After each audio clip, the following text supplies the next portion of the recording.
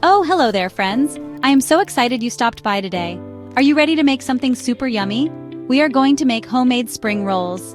These crispy, savory treats are just heavenly. My family goes absolutely bonkers for them every time I whip up a batch. And let me tell you, there's nothing quite like that first crunchy bite. It's pure happiness, I tell ya. We're going to have such a good time making these together. I just know it. So, roll up your sleeves and get ready for some kitchen fun. Let's get started on our spring roll adventure. All right, let's talk about what you need to make these amazing spring rolls. First things first, you'll need spring roll wrappers. These are thin sheets, usually square. You can find them in the Asian section of most grocery stores. Sometimes they're in the frozen aisle, so check there too. Look for the ones that say spring roll pastry or egg roll wrappers can work in a pinch. We'll need about 20 to 25 wrappers for a good-sized batch. Now for that wonderful filling. For the protein, I like to use ground pork. For our veggies, we'll need about 2 cups of shredded green cabbage, 1 large carrot, shredded up nice and fine. Get yourself some soy sauce. About 2 tablespoons will do. A teaspoon of sesame oil gives it that lovely nutty aroma. That's our shopping list, friends. Okay, kitchen adventurers, it's time to make the heart of our spring rolls. The filling. This part is super easy and smells so good while it's cooking.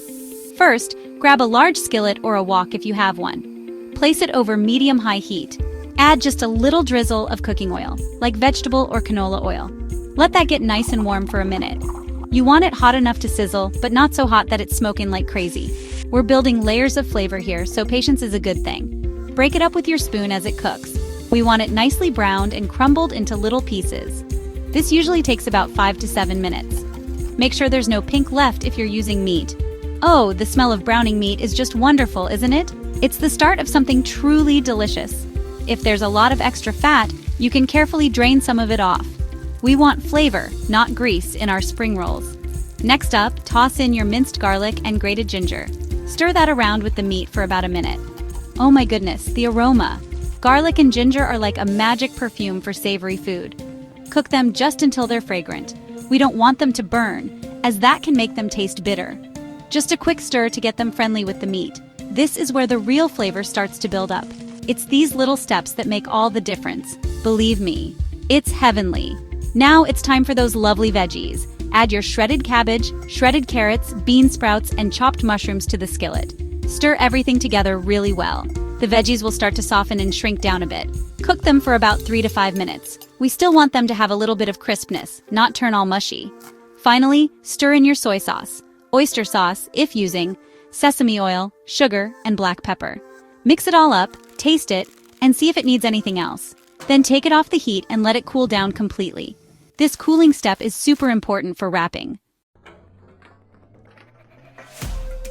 Alright folks, the filling is cooled, and now for the part that might seem a little daunting. But I promise, once you roll 1 or 2, you'll be a pro. It's like wrapping tiny, delicious presents. First, get your workstation ready. You'll need a clean, flat surface, like a large cutting board. Have your bowl of cooled filling handy. You'll also need your spring roll wrappers. Keep them covered with a slightly damp cloth so they don't dry out while you're working. And have a small bowl of water nearby. This will be our glue. Take 1 spring roll wrapper and lay it on your work surface. Position it like a diamond, with 1 corner pointing towards you. Now spoon about 2 to 3 tablespoons of that yummy filling onto the wrapper. Place it in a little log shape near the corner closest to you. Roll it fairly tightly, but not so tight that you tear the wrapper. The wet corner should stick and seal the spring roll. And there you have it, your first spring roll. We've made the filling, we've rolled them up like little treasures, and now for the grand finale, frying. This is where the magic happens, where our spring rolls get that irresistible golden brown color and that amazing crunch. First things first, safety, my friends. When you're working with hot oil, you need to be careful. Now, let's get our frying station set up. You'll need a heavy-bottomed pot or a deep fryer. Pour in enough cooking oil to come up about 1.5 to 2 inches up the sides of the pot. Turn the heat to medium-high. We want the oil to reach about 350 to 375 degrees Fahrenheit. Once your oil is at the perfect temperature, it's time to fry. Carefully, using tongs, lower a few spring rolls into the hot oil. Frying in small batches is the key to crispy spring rolls. Let them fry for about 3 to 5 minutes per side. when they're a gorgeous, deep golden brown. Use your tongs to carefully lift them out of the oil and let any excess oil drip back into the pot. What is a spring roll without a fantastic dipping sauce, I ask you? It's like a cowboy without his boots, just not quite right. So while our beautiful spring rolls are cooling just a tad, we don't want to burn our tongues, no sir. Let's whip up a quick and easy sweet chili sauce. This sauce is the perfect blend of sweet, tangy, and just a little bit spicy. It complements those savory, crispy spring rolls like a dream. And guess what? It's so simple to make, you'll wonder why you ever bought the bottled kind. In a small saucepan, combine half a cup of water, a quarter cup of rice vinegar, 4 tablespoons of sugar, 1 tablespoon of soy sauce, and 1 to 2 teaspoons of chili garlic sauce. Bring it to a gentle simmer, stirring occasionally until the sugar dissolves. Mix 1 teaspoon of cornstarch with 1 tablespoon of cold water. Slowly pour in the slurry while whisking constantly until it thickens. And there you have it, homemade sweet chili sauce. Oh my goodness, friends, look what you've done! You've made a whole platter of beautiful, crispy, golden spring rolls, and a delicious homemade dipping sauce to go with them. Doesn't that just make your heart sing? I know mine does. The best way to enjoy spring rolls is when they are fresh and warm. That's when the crunch is at its absolute peak, and the filling is perfectly savory and tender. That contrast is just pure joy in every bite.